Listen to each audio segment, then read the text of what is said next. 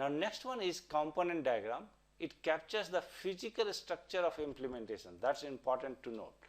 Physical structure of the implementation. Okay. Now what it means is that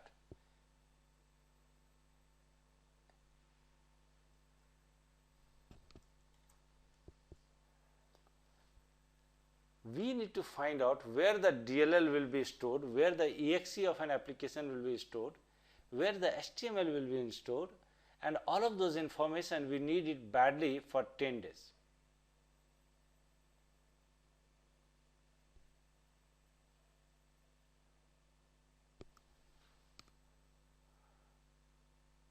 Now we will check the component diagram.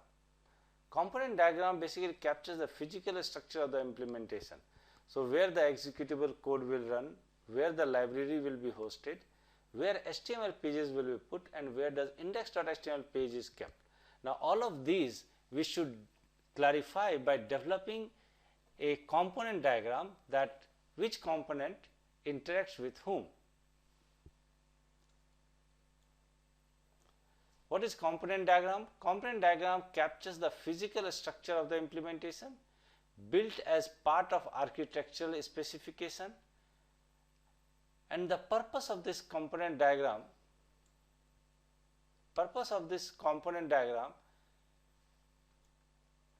is to organize the source code, construct an executable release, specify a physical database.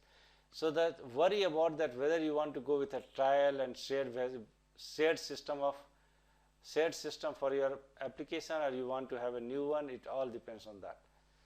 So component diagram construct an executable release, specify a physical database, developed by architect and programmer. Unless all of these things are done, it is very difficult to help somebody to develop a component diagram.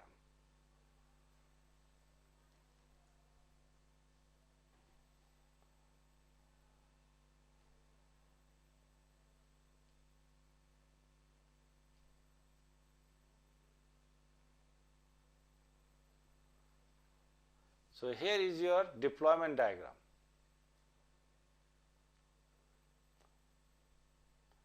Deployment diagram generally explains that where will be the network server, where will be the database, where will be the caching server, where is the modem when hit first, how do we know that it is not running out of memory.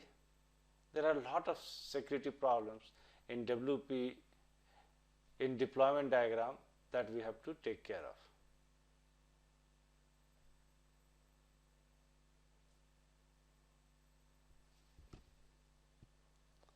Next one is, and let us complete the deployment diagram. Deployment diagram captures the topology of a system's hardware, which is built as part of architecture specification. The purpose of deployment diagram is to specify the distribution of components, how the various components will be distributed, identify the performance bottleneck over the network and between the various components. It is generally developed by architects, networking engineers, and system requirements. Okay. So it is developed by architects, networking engineers, and system engineers. So this is the people who create this deployment diagram. What is a sequence diagram? Sequence diagram is nothing but it captures the dynamic behavior of the system. What it means is that with time, what are the various things which happens in the sequence? So first thing what happens is that it runs thread toolkit, callback loop is called, it goes to same and it creates callback loop, and then it creates creation of object happen, then handle is exposed, and then it is destroyed, and then object is destructed. So basically what happens is that there is a sequence of things by which the various actions happen. Now what is the use of sequence diagram? Sequence diagram captures the dynamic behavior of the which is time oriented and very important.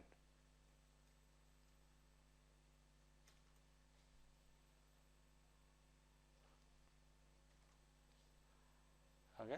So it is time oriented. Purpose is the model the flow of control. Purpose is to illustrate typical scenarios. How to find out the typical scenario or model flow of control, that all you can do through this sequence diagram. Now let us see another example of a sequence diagram. Here, assertion of legal interaction between objects. So there are multiple objects and all of them are interacting with each other.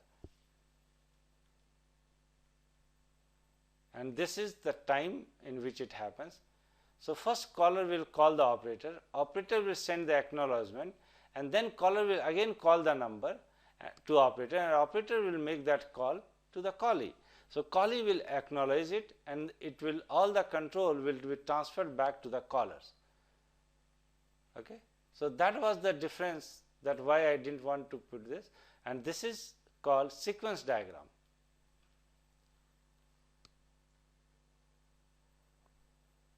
Now let us have an example of another sequence diagram. In this sequence diagram, we will make a phone call. So caller will make a phone. So that is first task of that sequence. Phone sends a dial tone to the caller. So this is a second instance. Then caller dials a number to the phone. Phone will start ringing to the recipient. Recipient will pick up the phone and will say hello.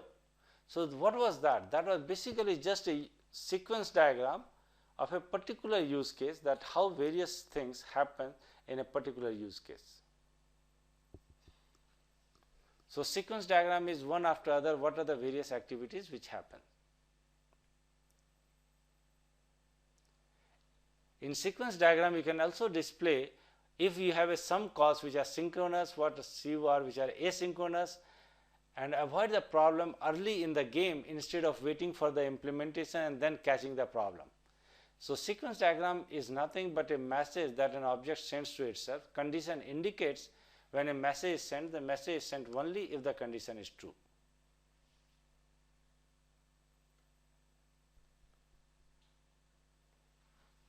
Let us have another example of a sequence diagram, and this time we are going to take creation of objects, which we also call object lifespan.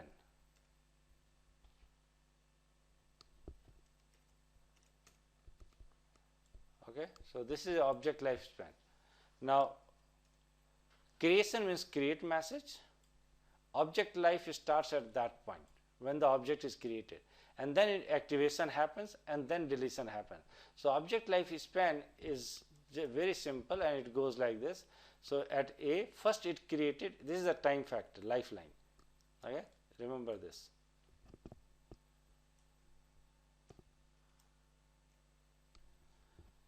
This is the lifeline, and first the A makes a request to create to B, and then B returns it back and give it to A.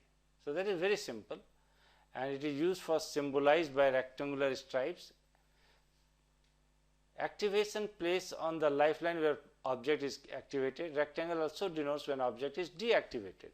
So basically these are activation and non-activation process, where there is a sequence of tasks which are done here.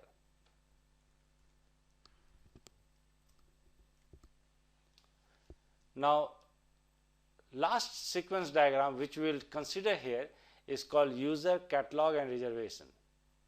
Now, based on the catalog, user will go and provide the reservation. So user goes to catalog, and then it comes back to some with the idea